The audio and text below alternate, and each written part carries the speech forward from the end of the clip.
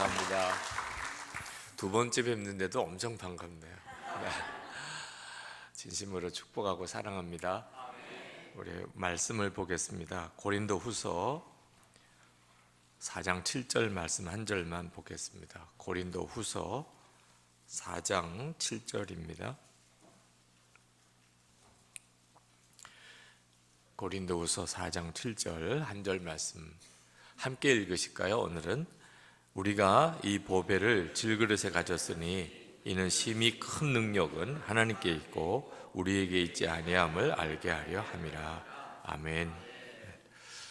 제가 목회하면서 교인들을 보면서 가지는 인상은 대부분 마음에 좌절감과 열등감이 많으시다는 겁니다.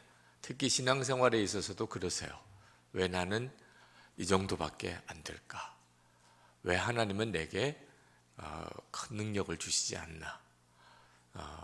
나는 왜 결심한 것을 제대로 지키지 못하나?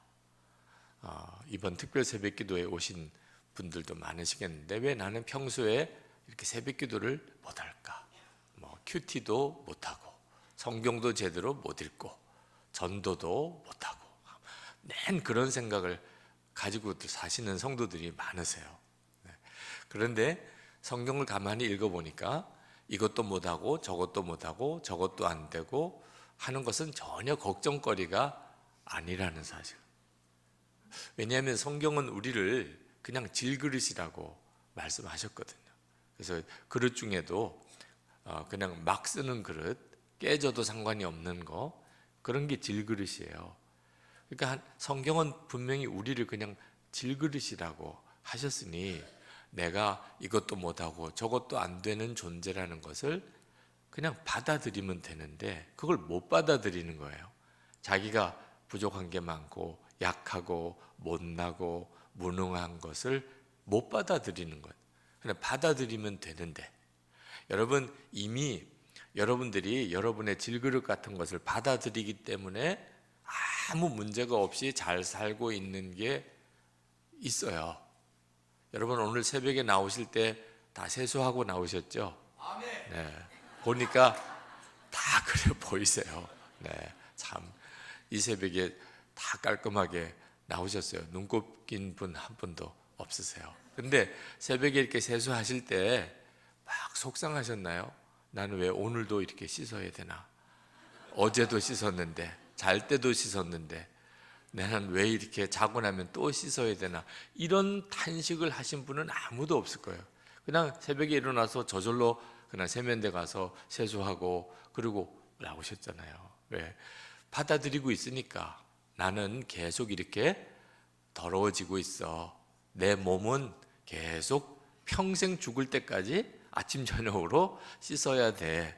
받아들이고 있으니까 저녁에 샤워하러 가도 아무 문제가 없잖아요. 그죠? 그냥 샤워하고 양치질하고 그리고 발 닦고 그러고 주무시잖아요. 받아들이니까 내 몸은 늘 이렇게 더러워지고 있어. 받아들이니까. 우리 문제는요, 우리 자신이 질그릇 같아서가 아니에요. 이것도 못하고 저것도 안 되기 때문에 문제가 아닙니다. 우리 인생은. 예수 믿고 난 다음에 예수 그리스도께서 보배이신 주님이 질그릇 같은 내 안에 와 계시다는 것을 정확하게 믿지 못하기 때문에 문제인 거예요. 질그릇 같으면 어때요? 내 안에 보배이신 주님이 계신데. 옛날에는요, 은행이라는 기능도 별로 없었고 해서 월급을 받아도 전세 계약을 해도 전부 돈을 이렇게 신문지에 싸가지고 다녔잖아요. 그죠? 신문지면 어때요? 그 속에 뭐가 있으면? 돈이 있으면 제일이지.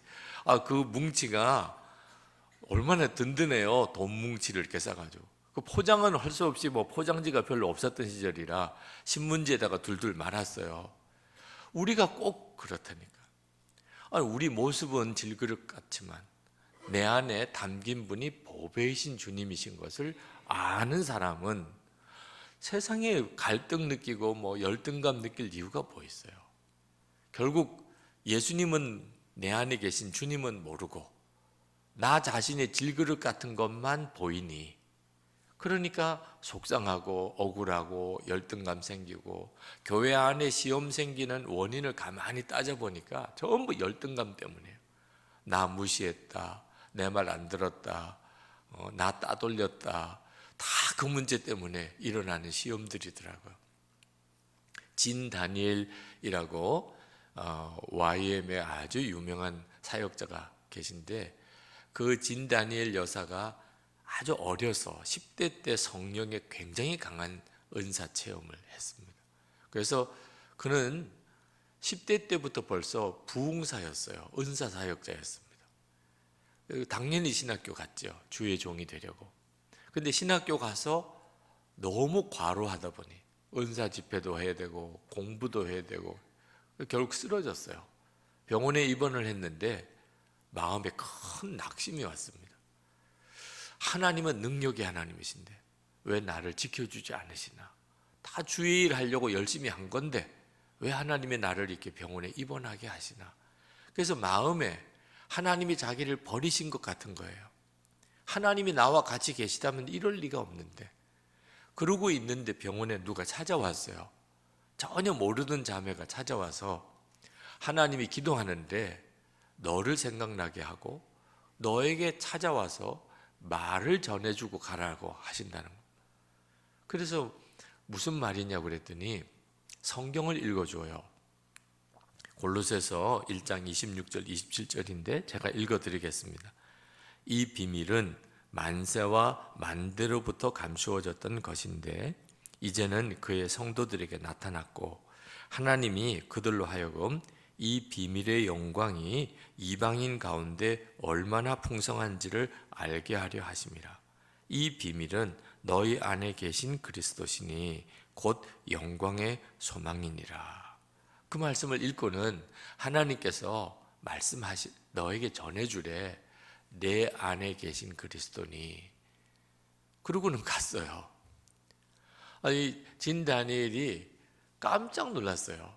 하나님 어디 계십니까? 왜 나 버리셨습니까? 이러고 있는데 뭐라고 말씀을 전해주라 그러냐면 내 안에 계신 그리스도니 라는 거예요.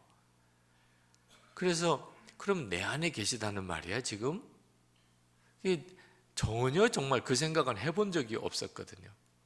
그래서 조용히 침대에 누워서 불러봤어요. 내 안에 계시다니까. 주님 어디 계신가요? 주님이 진 다니엘에게 말씀하시더라는 거예요. 나는 너와 늘 같이 있어. 아니 주님 저와 늘 같이 계시면 제가 왜 이렇게 병원에 입원해 있어야 돼요? 지금 할 일이 얼마나 많은데요. 아무것도 못하고 있잖아요. 그때 주님이 말씀하시더래요. 너는 나를 위해서 뭘 하려고 애를 쓰고 있는데 내가 원하는 것은 내가 무슨 일을 하는 게 아니고 너 자신이야. 나는 너만 원해. 아니 그래도 하나님 해야 될 일이 많은데요. 그 일은 다 내가 하는 거야.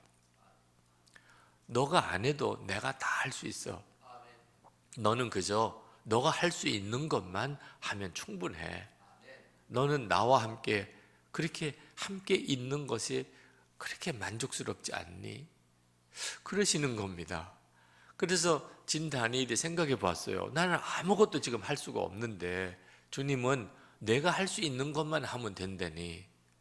그때 딱 생각이 하나 나더래요. 아, 내가 지금 할 수 있는 게 있구나. 그게 찬양이었어요.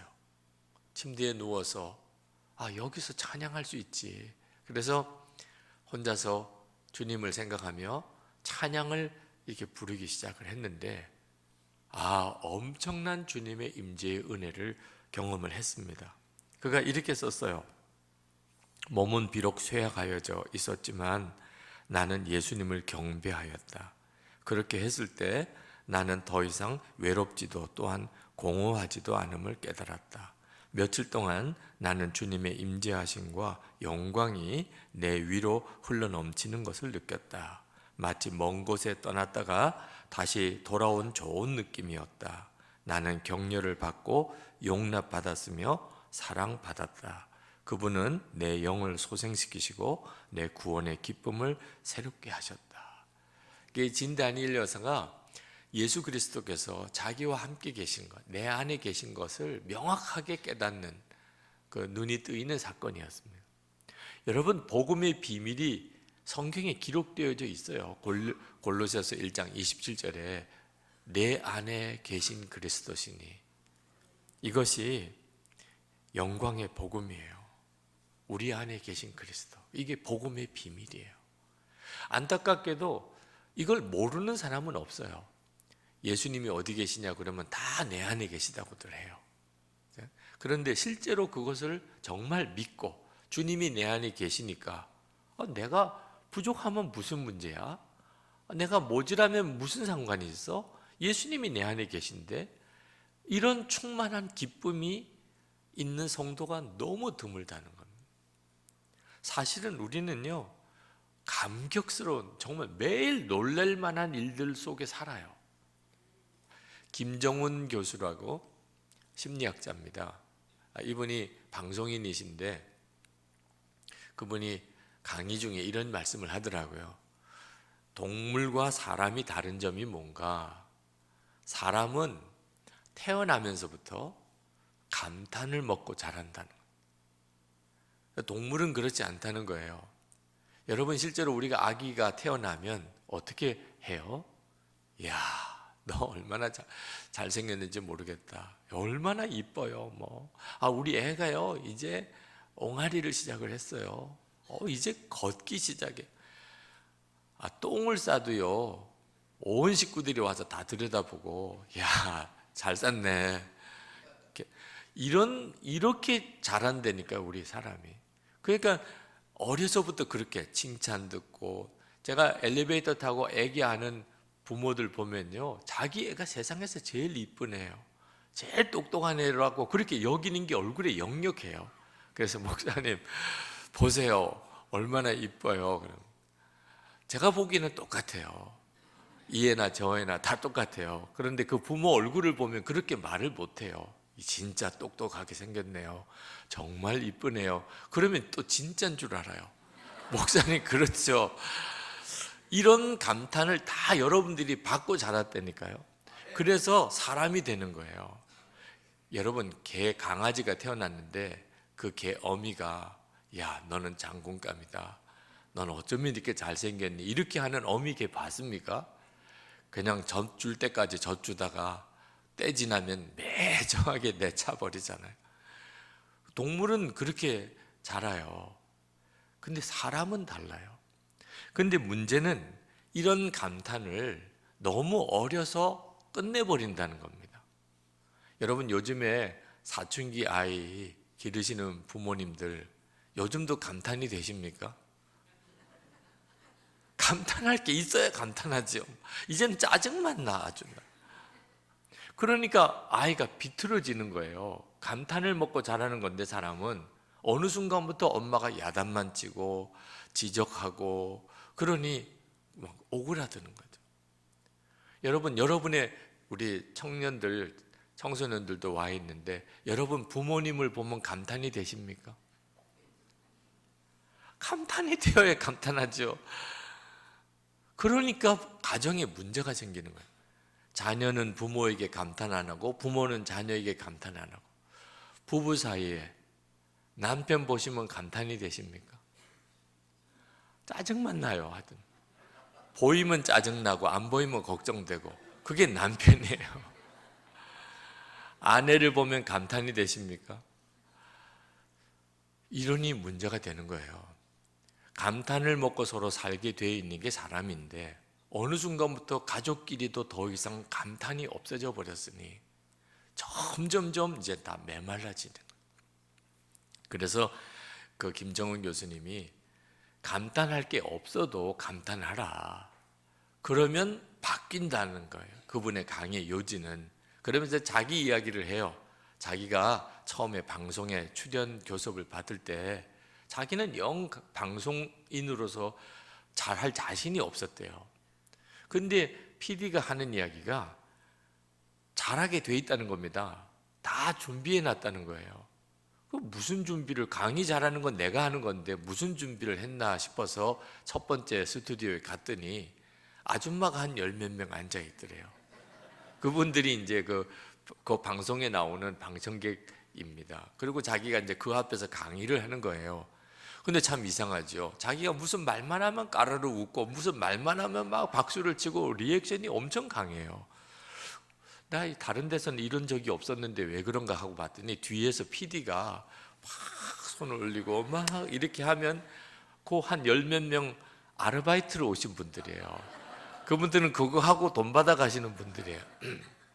그런데 참 신기하죠. 다 이렇게 짜고 하는 건 줄 아는데도 웃어주고 박수치고 뭐 이러니까 막 강의가 잘 되더래요. 너무너무 잘 되더래요. 그래서 나중에 보니까 뒤에서 손짓해서 그런 게 아니고 정말 자기가 강의하는 대로 반응이 막 나오더라는 거죠. 그래서 그때 깨달았다는 겁니다. 그냥 무조건 반응해 주라는 거예요. 감탄해 주라는 거예요. 그러면 바뀐다는 겁니다.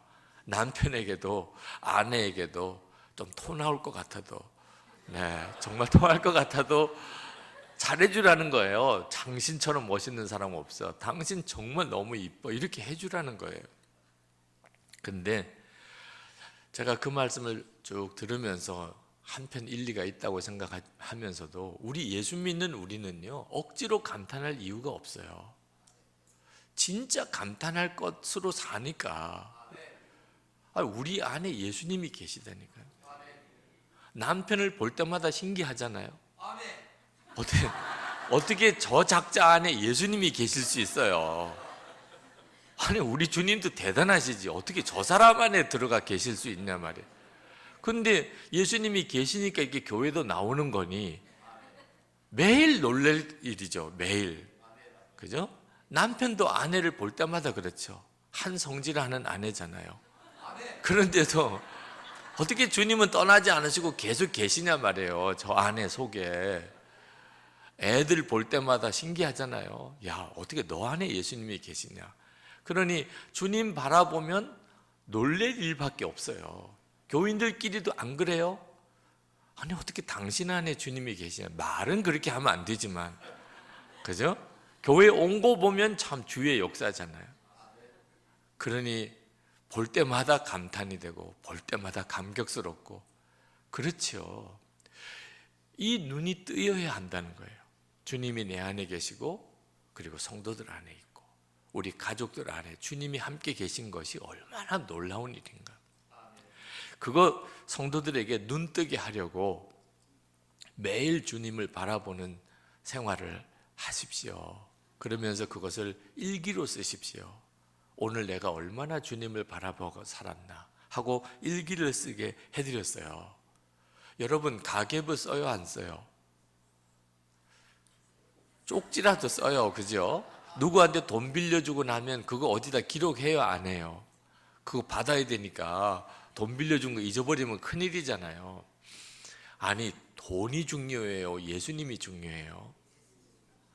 말은 대답은 잘 하시는데 돈 빌려준 거 하나는 그렇게 꼼꼼하게 따지면서 썼나 안 썼나, 영수증 받았나 안 받았나, 그런 건 그렇게 꼼꼼하게 따지면서 내 안에 예수님이 계신 것은 어찌 그렇게 하루 종일 잊어버리고 살아요? 그래서 이렇게 해서는 도무지 안 되겠다. 그래서 예수님과 동행일기, 영성일기가 다른 게 아니고 내가 아침에 눈 뜰 때부터 저녁에 잘 때까지 내가 얼마나 주님 생각했나, 그거 매일 체크하는 거예요. 왜 그렇게 하나? 주님이 나와 함께 계신 거 항상 잊어버리지 말고 살자는 겁니다. 누구를 만나도 어디 일을 해도 뭐 장을 보아도 주님이 나와 함께 계신 거 그거 잊어버리지 말자. 이것보다도 귀한 보배가 없으니. 그런데 그러고 하니까 사람이 완전히 달라지는 거예요. 삶이 달라지는 거예요. 저에게 딸이 둘이 있는데 둘째 딸이 고등학교 들어갔을 때예요. 우리 한국에 입시 지옥이라고 하죠. 고등학교 올라가니까 벌써 딱 느껴지나 봐요. 제가 퇴근하고 집에 갔더니 방에서 울고 있어요. 고1 되고 아마 첫 번째 시험을 보고 너무 심리적인 압박이 온 모양. 그래서 제가 방에 들어가서 기도해 주려고 들어갔더니 침대에 쭈그리고 앉아서 울고 있더라고요. 그래서 머리에 손을 얹어 주었습니다. 그리고 하나님께 기도했어요. 하나님, 주님이 우리 하영이 마음에 이미 계시니 힘든 공부 바라보지 말고 주님 바라보게 해주세요. 예수님께서 공부가 기쁨이 되게 해주시고 또 공부 잘할 수 있는 능력을 주세요. 이제 그렇게 간절히 기도를 했습니다. 그러면 아빠 너무 고마워요. 내가 힘들었는데 아빠가 기도해 주니까 훨씬 마음이 편안해지고 다시 공부해 보겠다는 마음도 생기네요. 이래야 되잖아요. 아니, 그게 당연히 그래야 되잖아요. 그런데 눈을 동그랗게 뜨고 그러면 소리를 지르는 겁니다. 아빠, 진짜 예수님이 내 마음에 계신 게 그게 사실이에요? 난 모르겠어요. 아빠는 자꾸 예수님이 우리 안에 계시다고 하는데 내 안에 계시면 왜 내가 모르겠죠? 진짜 아빠 안에는 정말 예수님이 계신 거 맞아요? 왜 나는 그걸 도무지 모르는지 그게 답답하다. 제가 깜짝 놀랐어요. 아, 우리 교인들도 속으로는 이렇게 소리치고 있을지 모르겠다. 목사님, 계속 뭐 예수님이 마음에 계시다고 그러는데 그거 사실이에요? 나는 모르겠는데요? 이런 교인들이 많을 것 같더라고요. 어떻게 해요? 또 기도해 주는 수밖에 없었죠. 하나님, 주님이 마음에 계신 것을 알게 해주세요. 믿어지게 해주세요. 근데 그 기도를 해주고는 그리고는 이제 방에서 나왔습니다. 그리고 2년 뒤에요. 고3 되었을 때 이제 학교를 데려다 주려고 운전해서 가는데 제 옆에 앉아서 아빠 너무 고마워요 그러는 거예요. 제가 운전해 주는 것 때문에 고마워하는 줄 알고 아유 아빠가 이 정도는 해줘야지 그랬더니 아니고요. 자기가 실제로는 하나님이 안 믿어졌다는 거예요. 목사 딸인데 하나님이 진짜 계신가 안 믿어지는 시험이 왔다는 그 인터넷에 나오는 여러 가지 글들을 읽어보니까 그 말이 사실 같으더래.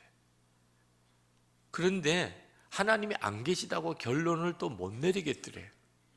아버지를 보면 예수님이 마음에 계시다는데 거짓말인가?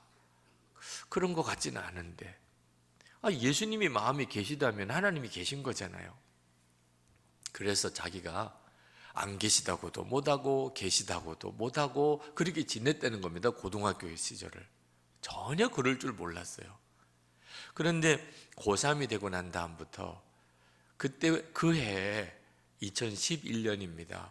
전 교인들이 영성일기를 쓰기 시작을 했어요. 영성일기 쓰시라고. 그러니까 고등부에서도 영성일기 쓰기로 하고 전도사님이 이제 우리도 영성일기 쓰자. 그러니까 따라 하는 수밖에 없죠. 그래서 오늘 얼마나 예수님을 생각했느냐 그걸 이제 체크하는 일기를 쓰다가 보니까 깜짝 놀란 거예요. 오늘 내가 얼마나 주님을 바라보고 살았나 그걸 매일 이렇게 점검해 보니까 자기 안에 예수님께서 계셔서 말씀하시고 깨우쳐 주시고 위로하시고 그게 너무 분명하더라는 거예요. 써보니까 알겠더래요. 도대체 이 생각이 무슨 생각이지? 아니 이런 마음이 왜 내게 들지? 주님이시구나. 전에는 전혀 몰랐대요. 그런데 매일 일기를 써보니까 자기가 자기 손으로 써보니까 이건 나에게만 주시는 주님의 말씀이잖아. 그게 깨달아지더라는 거예요. 그래서 아빠 이제는 예수님이 내 안에 계신 게 정말 믿어져요. 그게 고맙다는 거예요. 그 저희 딸 내려다 주고 돌아오는데 눈물이 나더라고요. 그 길가에다가 차를 세워놓고 한참을 울면서 하나님께 감사 기도를 드렸어요. 여러분 목사 딸이 신앙생활 하기가 의외로 쉽지 않은 면이 있어요. 왜냐하면 엄마 아빠의 모든 비밀을 알고 있잖아요. 폭로할 거야. 우리 교인들은 모르는 우리 엄마 아빠의 비밀을 폭로할 거야. 이럴 수도 있고 실제로 그래서 실족한 목회자 자녀들이 많습니다. 그런데 저희 딸이 하나님이 안 믿어지는 큰 시험을 만났는데 아빠 때문에 그 믿음을 지켰다. 세상에 이보다 더 놀라운 일이 어디 있어요? 이보다 더 감사한 일이 어디 있어요? 근데 제가 어떻게 그렇게 해줄 수 있었을까? 저희 딸에게. 저 스스로가 계속 주님을 바라보려고 그렇게 살았던 것 때문에 그걸 본 저희 딸이 어떤 느낌을 받았나? 아, 아빠 안에는 주님이 계신가 봐. 이런 느낌을 받은 거예요. 우리 중에 한 사람이라도 진짜 예수님을 믿는구나, 저 사람은. 그런 확실한 증거가 있다면 우리 주변에 있는 사람들은요, 하나님 안 계시다고 말을 못해요. 나는 아직은 모르겠지만 저 사람을 보면 하나님이 계시긴 한 건가 봐. 이렇게 된다니까요. 그러니 우리 안에 예수님이 계신 것을 진짜 믿고 바라보는 삶을 사는 것은 엄청나게 중요한 일이에요. 우리가 예수님을 마음에 모시고도 왜 예수님이 우리와 함께 계신 것을 그렇게 경험하고 살지 못하는 건가요? 질그릇 같은 나 자신이 주님 안에서 죽어지고 그래야 예수님이 내 안에 살아 역사하실 수 있는 거예요. 그래서 나는 죽고 예수로 사는 복음이라고 말을 하는 겁니다. 그게 십자가 복음이에요. 갈라디아서 2장 20절에 이제는 내가 그리스도와 함께 십자가에 못 박혔나니 이제는 내가 사는 것 아니요 내 안에 그리스도께서 사시는 것이다. 자, 내 안에 그리스도께서 사시는 것이라는 것은 우리 다 아멘이에요. 그런데 이제는 내가 사는 것이 아니요 요 부분에 가서 걸리는 거예요. 그러니 맨 질그릇 같은 나로 사는 거지 보배이신 예수님으로 살아 보지를 못하는 겁니다. 우리 여기 계신 우리 자매님들, 결혼한 자매님들께 묻고 싶어요. 교회 다니시는 남편 볼 때마다 예수님 보는 것 같으죠? 왜 쓴웃음을 지으세요?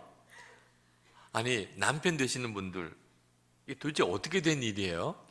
아니, 예수님을 모시고 있잖아요. 예수님 여러분 안에 계시잖아요. 그런데 어떻게 아내가 몰라요? 아내가 남편 속을 다 알아요. 살아보시면 알잖아요. 하루에도 몇 번씩 남편 속에 들어왔다 나갔다 해요. 그런데 남편 안에 예수님이 계시다면 아내가 금방 알지요. 근데 아내가 지금 모르겠다는 거예요. 이유는 하나예요. 남편의 자아가 안 죽으니까. 이 자아가 안 죽는다는 게 얼마나 심각한 영향을 미치는가가 여러분 분명히 아셔야 돼요. 내 자아가 안 죽으니까 내 안에 예수님이 오셨는데도 아내도 몰라요. 아내도. 우리 예수 믿는 아내를 볼 때마다 예수님 보는 것 같으시죠? 남편들.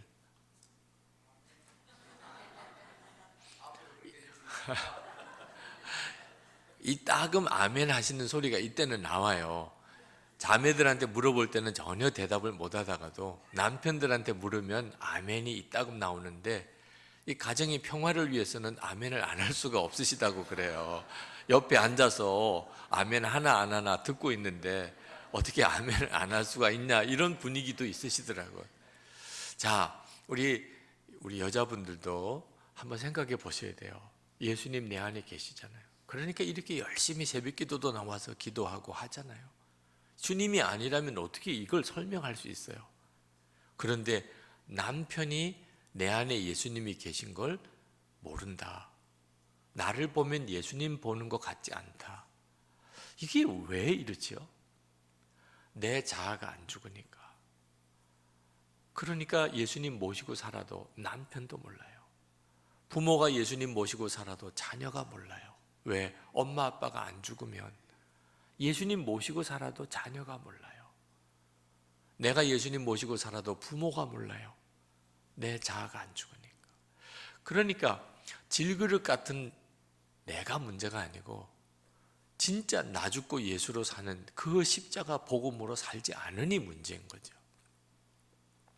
여러분 이렇게 특별 새벽 기도를 하고 저에게 강사로 와서 말씀을 전하라고 한 일은 유재호 목사님의 간절한 소원이기도 했었지만 주님이 그렇게 가서 전하라 하시는 것 같은데 그것 내용은 하나예요. 예수님이 마음에 계신 거 분명히 믿고 살라는 거예요. 예수님이 내 안에 오시면 삶 다 바뀝니다. 주님을 바라보는 눈이 뜨이지 않으니까 예수 믿고도 삶이 안 바뀌는 거예요.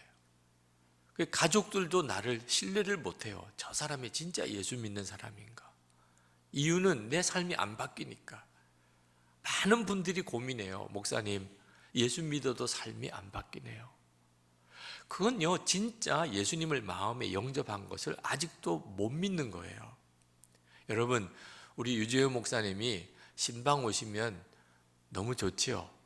오셔서 말씀 주시고 기도해 주시고 그러면 너무 좋지요. 저희 교인들도 제가 신방을 간다 그러면 집안 대청소도 하고 도배장판도 새로 하시는 분들 계세요. 예수님 오시는 것 같다는 거예요. 너무 그렇게 하지 마시라고 그래도 그런 느낌이라는 거예요. 그래서 예배를 드리고 그리고 축복해 드리고 오면 참 저도 마음이 기뻐요. 그런데 유재호 목사님을 집에 모시고 살라 그러면 어때요? 이건 좀 문제가 달라요. 신방 잠깐 오셨다가 가시는 거는 뭐 얼마든지 하겠는데 모시고 살라. 도대체 어느 방을 드리고 도대체 식사는 또 어떻게 해드리고 이게 한두 가지 골치 아픈 일이 아니에요.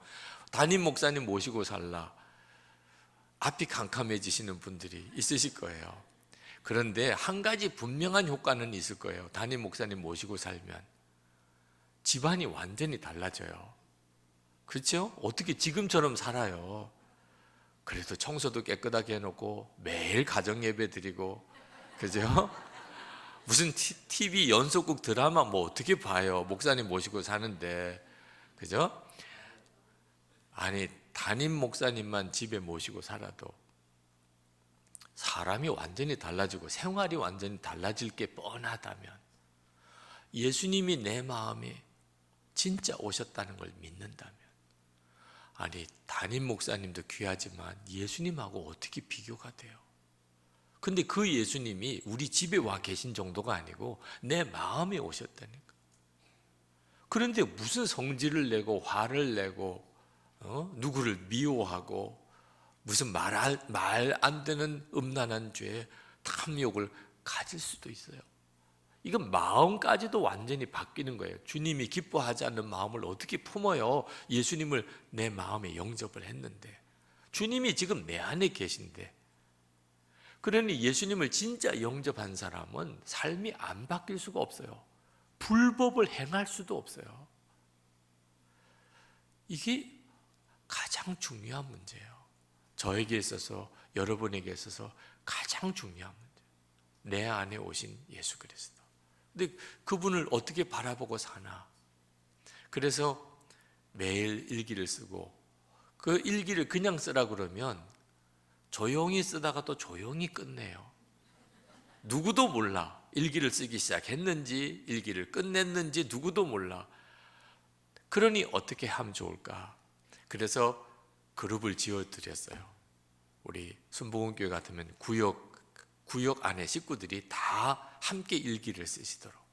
그래서 인터넷에 일기 쓰는 앱을 만들어서 거기에다가 일기를 매일 쓰고 그러면 서로가 확인도 하고 그리고 아멘 기도하겠습니다. 너무 귀한 은혜가 있군요. 이렇게 서로 댓글도 달아드리고 그래서 계속 일기를 써가도록 7년 동안을 했어요. 7년 동안 저희 교회에도 엄청난 변화가 일어나. 이것을 예수 동행 운동이라고 이름을 붙였어요. 우리가 주님과 함께 동행하며 살자.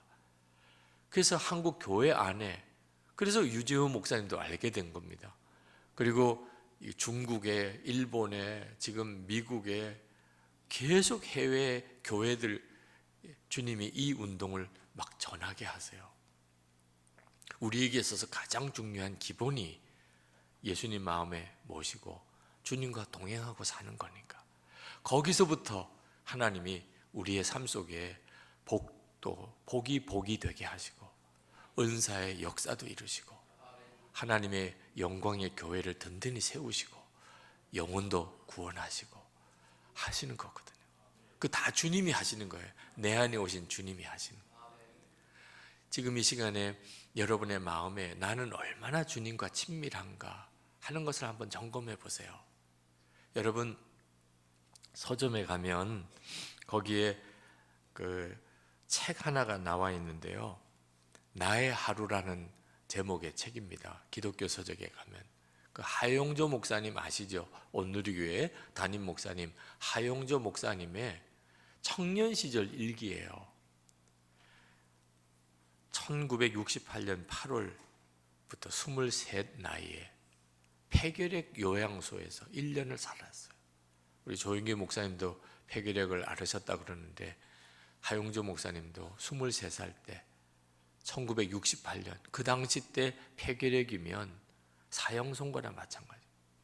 그 폐결핵 요양소에서 아무것도 못하고 1년 동안 요양만 해야 했었어요. 그때 일기를 쓰신 거예요. 그 모습 그대로, 그 책자 모습 그대로 인쇄를 해가지고 나온 책입니다. 아무것도 할 수 없는데 할 수 있는 거는 오직 하나, 주님 바라보는 거. 성경 보고 기도하고 주님 바라보고 그리고 그것을 일기로 쓴 거. 이거 외에는 아무것도 못했어요. 그런데 그 일기가 23살 하용조 목사님의 청년 시절 일기가 왜 책으로 나올 정도가 됐나? 그 책 속에 온누리 교회의 모든 설계도가 다 들어있더라는 거예요. 야, 벌써부터 하용조 목사님 23살 그 청년 시절에 이런 기도를 했구나. 그때부터 벌써 이것을 위해서 꿈꿨구나. 그때 벌써 이런 말씀을 받았구나. 그 뒤에 온누리교회 목회가 그대로 그 속에 다 들어있는 겁니다. 신기할 정도로. 여러분 23살 하용조 목사님 그리고 돌아가실 때 하용조 목사님, 우리는 과거, 현재, 미래로 이렇게 나뉘지만 우리 주님은 동시에 다 하십니다. 그러니까 23살 때 주님을 바라보았는데 돌아가실 때까지 온누리교회 모든 목회에 대한 비전이 다 주어졌어요. 이 놀라운 비밀을 여러분이 아십니까? 주님은 여러분의 10년, 20년, 30년 뒤에 모든 걸 알고 계세요. 지금 주님을 바라보고 사는 것이 왜 중요합니까? 여러분 그것을 매일 하나님이 오늘 내게 말씀 주신 거, 오늘 이 새벽에 제가 설교한 것 중에 은혜는 다 다르게 받아요. 저는 한 설교를 했는데 받은 은혜는 다 달라요. 어느 말씀이 특별히 마음에 와닿는, 그건 성령께서 여러분에게 하시는 일이에요. 그게 얼마나 신비한 일인 줄 아십니까? 왜 내게 이 말씀이 은혜가 되나? 왜 내게 이 말씀이 내 마음을 찌르나? 거기에는 무슨 까닭이 있는 겁니다. 근데 그걸 기록을 안 해두면 그러면 다 내일이면 다 잊어버려요. 여러분 어제 받은 은혜 뭐예요? 하루 지났는데 벌써 감감해요. 어제 새벽에도 무슨 은혜를 받은 것 같긴 한데 기록 안 해둔 사람은 벌써 오늘 끝이에요. 없어요.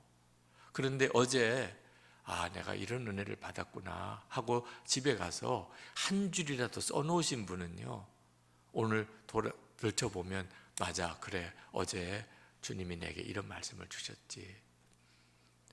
이게 얼마나 안타까운 일이냐는 거예요. 하나님이 매일 우리에게 은혜를 주세요. 시간 말씀하시고 역사하세요. 우리가 대부분 다 놓쳐버려요. 폭포수 아래 가면 폭포가 떨어지죠. 근데 그 엄청나게 쏟아지는 물이 있어도 돌아 나오면 아무것도 남는 게 없어요. 그런데 물그릇을 가지고 가서 그 물그릇을 담아 놓으면, 물을 담아 놓으면 그 물그릇에 담아 놓은 물만큼은 계속 있는 거예요. 영성일기는 은혜를 담아내는 그릇이에요. 매일매일 은혜가 넘치는데도 성도들이 다 다 은혜가 메말라 있더라고. 그게 왜 이럴까? 은혜를 담아내지를 않는 겁니다. 그러니까 주일에 받은 은혜 다 주일로 쏟아버리고, 월요일 새벽기도 받은 은혜 다 쏟아버리고, 화요일 새벽기도 받은 은혜 또 다 쏟아버리고, 그리고는 요즘에는 은혜가 없어, 내 마음이 컬컬해. 우리 주님이 정말 속 터질 일이에요. 그래서 이 은혜 담아내야 되겠다.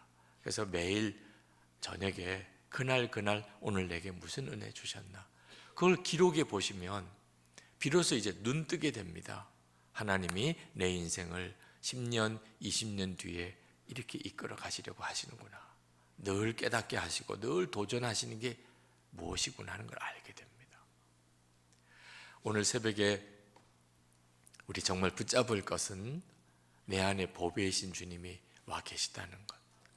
그동안 내가 너무 눈에 보이는 것만 보고 나 자신의 질그릇 같은 것만 안타까워했지, 주님은 이미 나를 예수님과 함께 십자가에 못 박으셨고 이제는 주 예수님으로 살게 하신 것을 너무 몰랐다는. 그래서 항상 하나님 어떻게 하실까요? 하늘만 쳐다보고, 내 안에 이미 와 계신데 계속 하늘만 쳐다보고 살았던 게 문제구나. 주님을 주목하자. 24시간 주님 바라보고 살자. 주님과 행복하게 동행하자. 여기에 복음의 능력이 있구나. 그걸 믿으시기를 축복합니다. 오늘 새벽에 기도하실 때, 주님, 제가 이제는 주 예수님만 바라보고 살겠습니다. 주님만 주목하고 가겠습니다.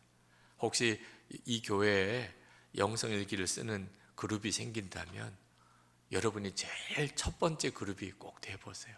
한번 저도 그렇게 살아보겠습니다. 주님과 함께 동행하는 삶을 지금부터라도 시작해 보겠습니다. 그리고 주께서 영광 받으시는 교회가 되시기를 축복합니다.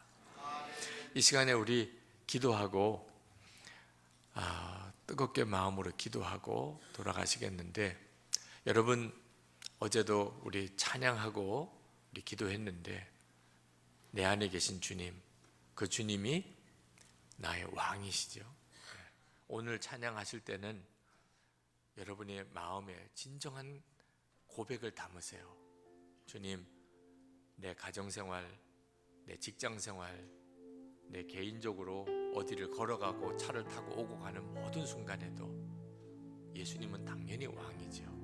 그렇죠? 주님은 왕이십니다. 내게는 왕이 계시다. 내 마음에 지금 왕이 계시다. 그 사실을 분명하게 기억하고, 주님, 이제부터 그렇게 살아보겠습니다. 이제는 정말 주님만 바라보겠습니다. 결단하게 되기를 축복합니다. 왕이신 나의 하나님 찬양합시다.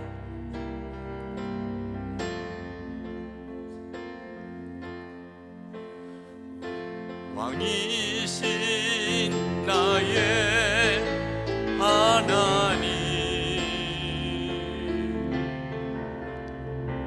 내가 주를 높이고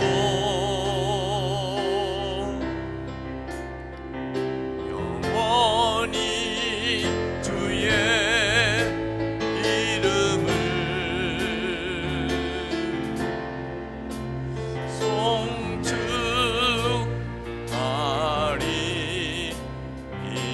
송축하리이다. 왕이신 나의 하나님,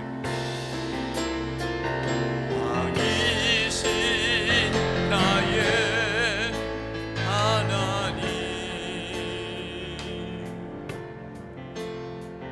내가 주를 높이고 영원히 주의 이름을